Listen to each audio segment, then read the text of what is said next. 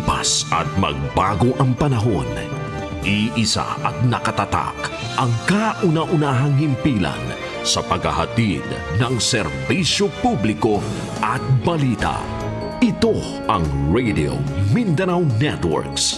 Higit 6 na dekada sa paglilingkod sa masang Pilipino.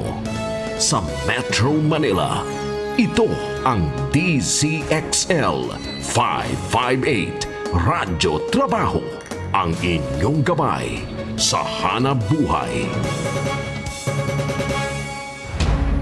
Buong puwersa ng mga radyoman. Kasama mo sa palasyo ng Malacanang. Buong bansa. Live tayo, Luzon, Visayas, Mindanao.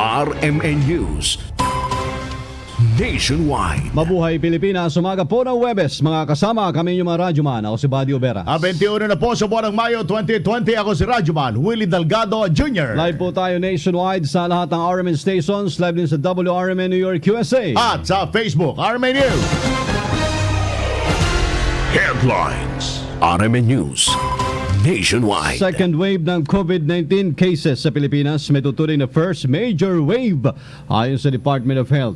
And then we had our second wave, which is the first major wave. No?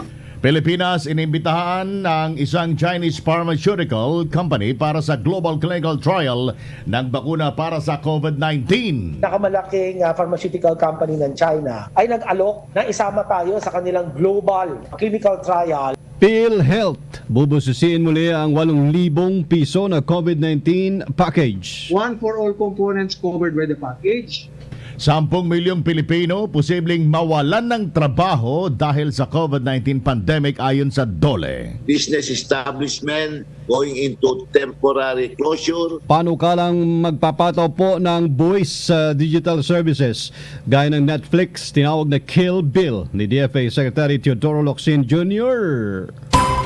Sa balitang tatak RMN Davao Occidental, niyanig ng magnitude 5.6 na lindol. Sa ibang dagat, pagkamatay ng mga indigenous people sa Amazon rainforest dahil sa COVID-19, pinangangambahan mawi sa genocide. Sa sports, pagbabalik laro ng PBA magaganap na sa Setyembre. At sa showbiz, Ruby Rodriguez isinugod sa ospital. Weather Update. RMN News Nationwide. Mga kasama Radyoman Willie, salubungin po natin ang umaga ng may ngiti sa labi at kumain ng sinangag na kanin at fried egg with cheese kasama ang mga loved ones. Frontal system pa rin po kasi ang makakaapekto sa extreme northern Luzon kasama ng Batanes at Babuyan Group of Islands. Pwede rin kayong gumawa po ng banana mango tart mamayang tanghali na panlaban sa linsangan ng panahon. Inaasa maglalaro sa 26 hanggang 34 degrees Celsius ang temperatura sa Metro Manila ngayong araw habang iikot naman sa 28 to 34 degrees Celsius.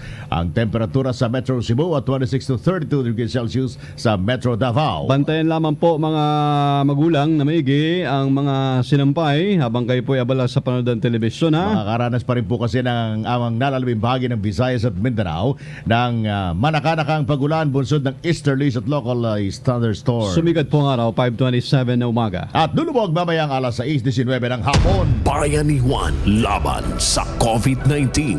RMN News Nationwide. Special coverage. Mga kasama, ikinukonsidera po ng Department of Health bilang first major wave ang second wave ng COVID-19 cases sa bansa. Matatandang inamin ni Health Secretary Francisco Duque III sa pagdinig ng Senado kahapon na nakakaranas na ang Pilipinas ng pangalawang bugso ng sakit. Ayon sa epidemiologist na si Dr. John Wong, member ng IATF Technical Working Group, ang 3 Chinese nationals na tinamaan po ng sakit nitong Enero ay bahagi ng first wave ng inspections na may tuturing po na isang minor wave. Idineklara ang second wave matapos na magpasaman sa 10,000 ang kaso po ng COVID-19. At para kay Dr. Wong, ang definisyon ng outbreak ay ang pagtaas at pagbagsak ng mga kaso. We define outbreak waves as when there's a rising cases and then a decreasing cases. No? So it's like the waves of an ocean. There's a peak and then there's a trough. No? So for COVID-19 here in the Philippines, no? we have a very small wave last few days of January, no? maybe about 3 cases. No? And then there was a lull, no? very few cases cases after that, no? And then we had our second wave, which is the first major wave, no, of more than 10,000 cases, no? Sinabi rin ni Dr. Wong na naabot na ng Pilipinas ang peak o tuktok ng second wave ng COVID-19 cases nitong Marso. The second wave peaked sometime in maybe end of March, no, at 538 cases, and has since gone down, no, to about 220 cases a day, no. So we're now in the throes, no, or the lower part of the second wave, no. Nakatulong din po ang pagpapatupad ng enhanced community quarantine sa tinatawag na flattening of the curve o pagpigil sa patuloy na pagtaas ng kaso ng COVID-19. If we had not imposed ECQ just before that, no, this peak could have gone on, no. Instead of just 500 cases a day, it could have gone on to larger numbers per day. No? But fortunately, the cases started to go down. Paliwanag naman and even though now ni we still Health have Undersecretary Maria Rosario Berheire, tinatay nasa 220 cases ang naitala po sa nakalipas na 5 linggo dahilan para magkaroon ng flattening of the curve.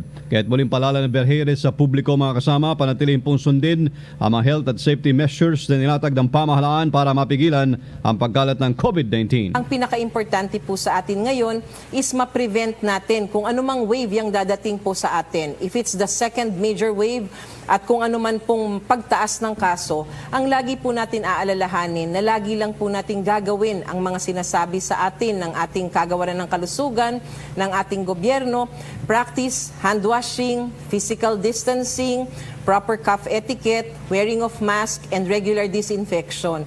And of course, kapag wala naman pong gagawin, wag na munang lumabas ng bahay. You stay at home. If you are not part, dun po sa binigyan ng exemption ng ating gobyerno para sa panahong ito. Sa datos po ng DOH, nasa 13,221 na ang kaso ng COVID sa Pilipinas, 2,932 gumaling, nasa 842 ang namatay. Sa tala naman ng DFA, nasa 2,455 na overseas Filipinos na ang tinamaan din ng COVID-19, 1,313 ang nagpapagaling, 858 po ang nakarecover, habang 284 ang namatay. Sinalungat naman ni Executive Secretary Salvador Millaldea ang pahayag ni Health Secretary Francisco Duque III na nararanasan na ng Pilipinas ang ikalawang bugso o second wave ng coronavirus disease. Iginiit ni Millaldea, wala pa sa second wave ang bansa dahil wala pang inilalabas na pahayag ang Pangulong Rodrigo Duterte hinggil dito. Umaasa siya na hindi na umabot pa ang bansa sa puntong mahihirapan dahil sa panibagong bugso ng COVID-19 infections. Alam mo, hindi pronouncement yan ng Presidente. We will have to see. No? Because as far as I know, wala pa tayo sa second wave. At dinadasal natin, malakas na siguro tayo magdasal. No? Huwag natin i-expect, huwag natin asahan. Pwede ba? Panghirapan tayo. Kaugnay nito ay minungkahi naman ni Dr. Edsel Salvana, member ng IATF Technical Advisor Group, na tawagin na lamang na next wave ang mga susunod na wave para maiwasan ang kalituhan ng publiko. Dagdag pa ni Dr. Salvana, pagtuunan na lamang ng pansin ang mga paghahanda sa posibleng pagtaas ng kaso ng COVID-19. So ang hinihintay natin yung third wave. Pero again, these are technical terms eh. Kaya nga minsan ayaw rin namin masyado magsalita ng technical kasi syempre nakaka-confuse rin siya. Pero kailangan din kasi ipaliwanag because these are public health terms. But from a practical standpoint, the wave that we are scared of is the next wave. I-count mo na first yung January, tapos second yung ngayon. Yung nakakatakot is kailan ulit magpipeak. So yun po yung binabantayan natin. Sina Executive Secretary Salvador Millaldea at IATF Technical Advisory Group member Dr. Edsel Salvana. Nakatanggap po na imbitasyon ng Pilipinas mula China para makilahok naman sa global clinical trial para sa posibleng bakuna laban sa COVID-19. Ayon kay Health Secretary Francisco Duque III, ang alok ay mula sa Sinopharm Group, ang pinakamalaking pharmaceutical company sa China. Anya, nakadevelop po ang Chinese Pharma ng isang bakuna at nais nilang subukan ang bisa nito laban sa coronavirus. Pero nilinaw ni Duque na wala pang kumpirmasyon kung alok ay tatanggapin ng pamahalaan. Meron na pong sulat sa atin ang China, ang Sinopharm, pinakamalaking pharmaceutical company ng China, ay nag-alok na isama tayo sa kanilang global clinical trial for their newly developed vaccine. Meron na po sila na-develop develop the vaccine Pero ito po ay kinakailangan sumailalim sa mga clinical trials para masiguro po ang safety and efficacy. Matatandaan na sinabi rin ni Paulong Rodrigo Duterte na mayroon pong na-develop na COVID-19 vaccine ay ng Chinese researchers at pinayuhan ng mga Pilipino na manatiling buhay hanggang sa mailabas ito sa 2021. Philippine Arena binuksan na bilang mega swabbing facility. Kasama natin sa Balita Radyo Rhea Mamogay. Binuksan na kahapon ang pinakamalaki sa 4 na mega swabbing facilities sa bansa. Ito ay ang Philippine Arena Mega Swabbing Facility na matatagpuan sa Bulacan. Pinangunahan ni National Action Plan Against COVID-19 Chief Implementer Secretary Carlito Galvez Jr. ang pagbubukas ng nasabing swabbing facility kahapon kung saan gagawin ang mas maramihang COVID-19 testing. Ang swabbing facility na makikita sa loob ng Philippine Arena ay may 96 swabbing booths na may kakayanang makagawa ng 1,500 COVID swabbing test kada araw. Ang protocol nito ay nakabase sa end-to-end T3 management system na design para matest, trace at matreat ang mga pasyenteng may COVID-19. Bukod sa Philippine Arena, ang 3 pang swabbing facility sa bansa na operational na ay ang Palacio de Manila sa Rojas Boulevard, Enderon Colleges sa Taguig City at Mall of Asia Arena sa Pasay City. Kasama mo sa DZXL Manila, Radyoman Rhea Mamogay, Tatak RMN. Pagbabawas naman po ng beneficiary sa second tranche ng SAP, labag sa batas ayon sa isang kongresista. Kasama natin sa Balita Radyoman Conde Batak. Nagbabala si Cagayan de Oro Representative Rufus Rodriguez na paglabag sa batas ang rekomendasyon ng Interagency Task Force o IATF na wag nang isama sa ikalawang bugso ng Social Amelioration Program o SAP ang mga targeted households na nasa ilalim na ng General Community Quarantine o GCQ. Tinukoy ni Rodriguez na malinaw na nakasaad sa Bayanihan to Heal as One Act na 18 milyong households ang dapat na makatanggap pa rin ng 5,000 hanggang 8,000 na SAP sa loob ng 2 buwan. Ang gagawin ng IATF na pagbabawas sa SAP beneficiaries ay hindi lamang klarong paglabag sa bayanihan law kundi diskriminasyon na rin sa pagitan ng mga benepisyaryo.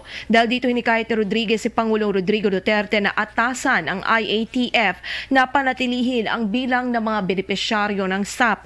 Git ng kongresista may kapangyarihan at otoridad si Pangulong Duterte na isama pa rin sa mga katanggap ng financial aid ang mga may hirap na households na nasa ilalim ng GCQ. Kasama mo sa DZXL Manila, Radyoman Conde Batak, Tatak, RMN. Bubusisiin muli ng Philippine Health Insurance Corporation of PhilHealth ang COVID-19 package nito bilang tugon sa mga aligasyon ng overpricing. Sa pagdinig ng Senado, tinanong ni Senate Minority Leader Franklin Drilon kung bakit umaabot sa 2,700 ang presyo ng test kits para po sa 8,150 package. Binanggit din ni Drilon na ang Sanshare COVID-19 test kits mula China ay nagkakalaga lamang ng 750 pesos kada kit, habang ang Philippine Red Cross ay kayang makapagsagawa naman ng test ng hanggang 3,500 pesos lamang. And in fact, I have it on good authority and I can prove to you that the Sanshare test kits cost $15 per kit or 750 pesos. How did we happen to attribute 2,700 as the cost of the test kit? Ayon kay PhilHealth President Ricardo Morales, ang halaga ay nakabatay sa datos na nakolekta noong nagsisimula pa lamang ang pandemya. Sinabi ni Morales na inihahanda na nila ang ikalawang COVID-19 testing rates. Aniya, marami pang testing kits ang paparating na mura ang halaga at iaayon nila ito sa kanilang case rates estimates. And based on the data that provided, we came up with 3 categories. One, for all components covered by the package. The second, donated kits, which were excluded. And the final one, the PCR testing, which was unbundled. So this resulted in these case rates. However, these case rates are constantly being reviewed. And now that we have more data, and as you said, there are more test kits coming in that are actually cheaper, we will incorporate this into our case rate. Iginit din ni Morales na ang screening at clinical assessments ay mahalagang hakbang para sa pangolekta ng specimen para sa pagsasagawa ng COVID-19 test. Pero sisilipin din nila dahil hindi nila ito ginagawa o hindi ito ginagawa ng ilang clinics. Aminado ang PhilHealth na mataas ang kanilang pagtaya sa halaga ng COVID-19 testing. Hihingi na ng tulong ang PhilHealth sa PRC para sa breakdown ng halaga ng testings upang maunawaan nila ito. Nangangamba naman ang DOLE, Department of Labor, mga kasama, na posibleng umabot po sa 10 milyong Pinoy ang mawawala ng trabaho sa bansa dahil sa COVID. Sa pagdinig ng Senado, sinabi ni Department of Labor Sec Silvestre Bello III, nasa 2.6 million na manggagawa na ang nawala ng trabaho dahil sa pansamantalang pagsara po ng mga business establishments. Karamihan sa mga nawala ng trabaho ay nasa service sector. 2.6 million workers resulting from business establishment going into temporary closure. Another group of business establishment are resorting to flexible work arrangements. Pinalawak pa po ng DOLE ang kanilang tulong panghanap buhay, mga kasama, sa ating mga disadvantaged and displaced workers. So yung tupad program para marami pang magagawang nawala ng trabaho ang matulungan ng pamahalaan. Dagdag pa ni Bello, isusulong din ang pagpapatupad ng mga nakabinbing infrastructure projects bilang bahagi ng post-pandemic recovery plan. Sa ngayon, ang DOLE ay humingi na ng 40 billion pesos na budget sa Kamara para pondohan ang kanilang mga recovery programs. Nagpaulan si DFA Secretary Ted De Locsin Jr. ng sera ng tweets kung saan ipinapahayag niya ang kanyang pagtutol sa panukala ni by Representative Joey Salceda ng patawan ng buwis ang digital services gaya po ng Spotify at Netflix. Ayon kay Locsin, stupid at useless ang panukalang batas. Tanong ngayon ng kalihim, bakit hindi na rin buwisan ng oxygen? Dagdag pa niya, si Salceda na kanyang hinahangaan ay nagiging sumpa sa bansa. Bukod dito, tinawag din ng Locsin na kill bill ang panukalang batas. Suggestion ni Locsin, ang dapat patawan ng buwis ay mga digital services na ginagamit ng Business Process Outsourcing o BPO companies at ng Philippine Offshore Gaming Operators. Sinabi ni Locsin na tinitiyak ni Finance Secretary Carlos Dominguez III sa publiko na may sapat na pondo ang pamahalaan. Sa ilalim ng panukala ni Salceda, makakalika ng 29.1 billion pesos kada taon na incremental revenue. Tinatawag po na digital economy. Nais ni Senator Revilla na patawan ng buwis para pandagdag pantugon sa COVID-19 crisis. Kasama natin sa balita, Radyoman Grace Mariano.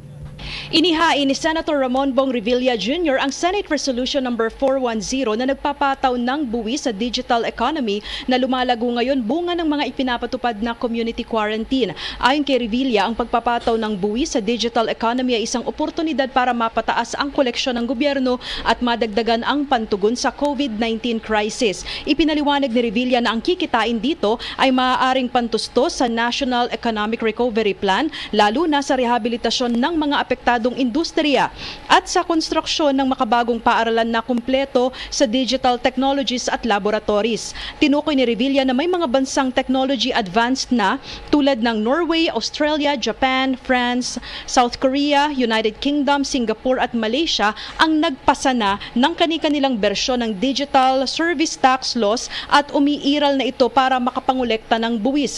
Binigyan din ni Revilla na ang pagsasagawa ng digital taxation framework ay isang estratehiya na inirekomenda ng Interagency Task Force para sa plano sa hinaharap at sa bagong pag-asa.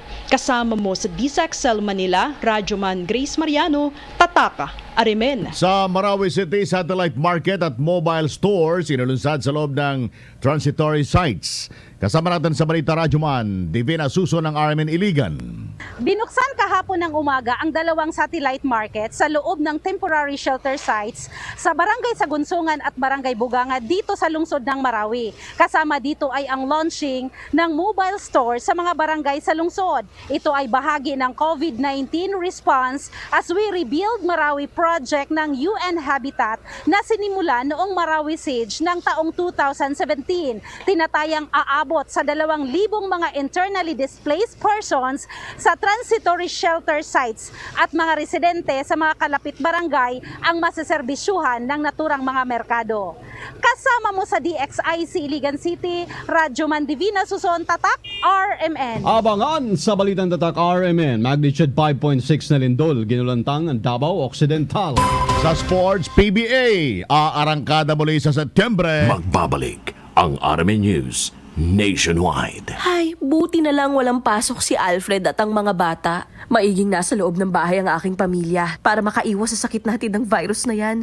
Ano ba yan? Puro COVID ang palabas sa TV. Oh, wala na akong lives. Ay, how boring. Boring baka mo? Ang daming pwedeng gawin. Tulad ng pag-e-exercise, paglilinis o pag-organize ng mga gamit, pagbabasa ng mga libro, o paglalaro ng mga indoor games. Tayo mahal. Pwede ba tayong mag-loving-loving? Uy!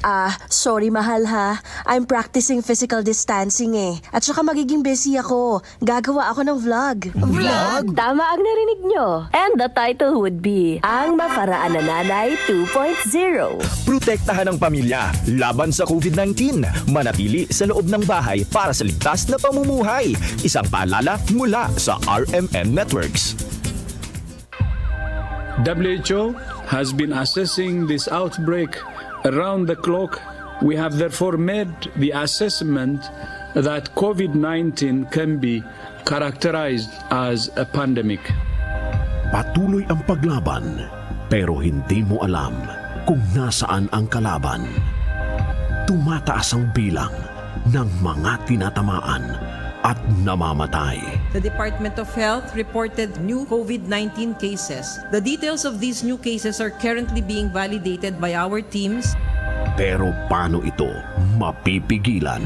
Pursuant to my powers as President under the Constitution and Republic Act 11332, I am placing the entire of Luzon under quarantine. Coronavirus disease ang banta ngayon sa bayan ni Juan. Huwag kayong lumabas muna ng bahay. Maging bayani, labanan ang coronavirus disease. Save your family. Save our country. Stay home. Stay home. A message from Radio Mindanao Network.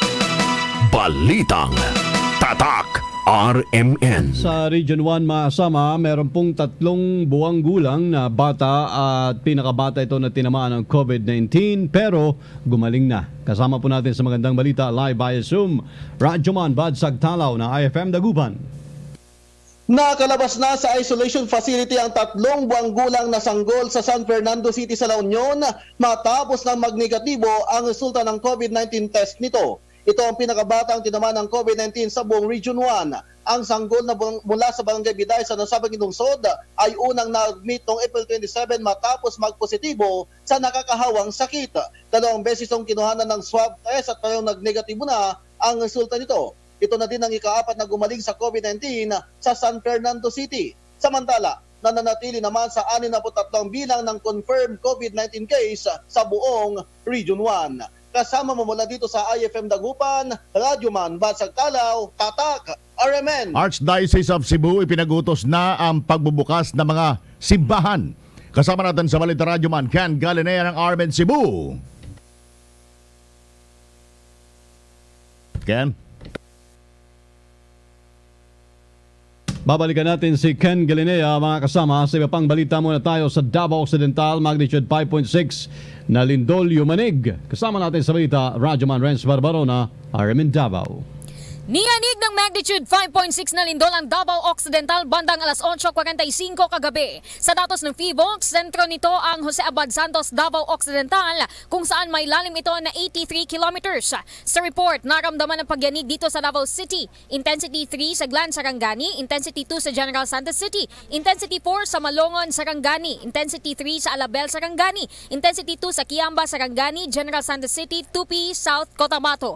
Dagdag sa datos, walang inaasahang damage na sabing pagyanig, pero may mga aasahang aftershocks kung saan bandang alas 10 kagabi ay naitala ang aftershock na magnitude 4.3 sa nasabing probinsya. Kaugnay nito, patuloy naman ang monitoring ng Disaster Risk Management Office sa mga lugar. Samantala sa Surigao, estudyanteng na stranded ng ilang buwan sa Mindanao State University nagpositibo sa ikalawang rapid test. Kasama natin sa Balita Radyoman Jojo Ferrol ng Rmn Surigao. Nagpositibo sa ikalawang rapid test sa coronavirus 19 ang isang estudyante mula sa Mindanao State University na nakauwi na sa Surigao City matapos ang mahigit 2 buwan na pagiging stranded. Ayon kay Dr. Crismar Mocoro, ang Chief of Hospital ng Surigao del Norte Provincial Hospital, isinagawa nila ang pangalawang rapid test lalo na't ang unang resulta inconclusive. Ang naturang estudyante mula MSU ang isa sa 87 na nakauwi na ng mga mag-aral dito sa probinsya. Dahil nagpositibo sa ikalawang rapid test, nakatakdang isa-ilalim ito sa swab sampling sa RT-PCR para sa confirmatory test. Dagdag pa na ito'y asymptomatic o walang simptomas sa COVID-19 at patuloy na isinilalim sa quarantine procedure. Kasamo sa DXRS Surigao, itong yung Radyoman Jojo Ferrol, Tatak, RMN. Business News. RMN News Nationwide.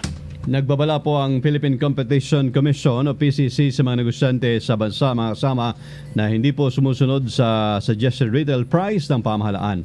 Ayon kay PCC Chairperson Arsenio Balisacan, dapat magkaroon ng kontrol sa presyo ng produkto sa merkado na maging batayan sakali magbago ang presyo ng supply. Hindi rin niya dapat dagdagan at bawasan ang dapat na presyo sa merkado, lalo na po ang mga essential goods dahil magiging malaki epekto nito sa ekonomiya. Palitan ng piso kontra dolyar, 50.79. Balitang Sports. RMN News Nationwide. Naghahanda na ang Philippine Basketball Association sa posibleng pagbalik nito sa laro sa gitna ng COVID-19 pandemic. Ayon kay PBA Commissioner Willie Marshall, inaasahan pong sa buwan ng Setyembre nila unti-unting simulan ang laro. Ipinagutos din niya dapat ay disinfect ang mga practice venue at mga equipment na gagamitin ng mga manlalaro at isasilalim din ang lahat ng PBA staff sa COVID testing. Matatandaan ito March 11 ay ipahinto ng PBA ang mga laro 3 araw matapos ang pagbukas ng 45th season dahil sa COVID-19. Balitang Showbiz. RMN News Nationwide. Ruby Rodriguez isinugod sa ospital. Alamin natin kung bakit mula kay Mama Lou. Isinugod sa ospital kagabi ang Itbulaga host na si Ruby Rodriguez dahil sa stomach ailment. Sa kanyang Instagram post, ipinost ni Ruby ang picture ng kanyang kamay na nilalagyan ng IV therapy na may caption na hate this butt. Hindi idinitalya ng TV host kung anong stomach ailment ang dumapo sa kanya. Sa post naman ng kanyang anak na si Antoinette Tony Aquino, sinabi nito na lubhang nag-alala siya sa kanyang ina dahil hindi nga ito kasama ngayon. 20 minutes daw siyang nag-iiyak matapos malaman ang nangyari.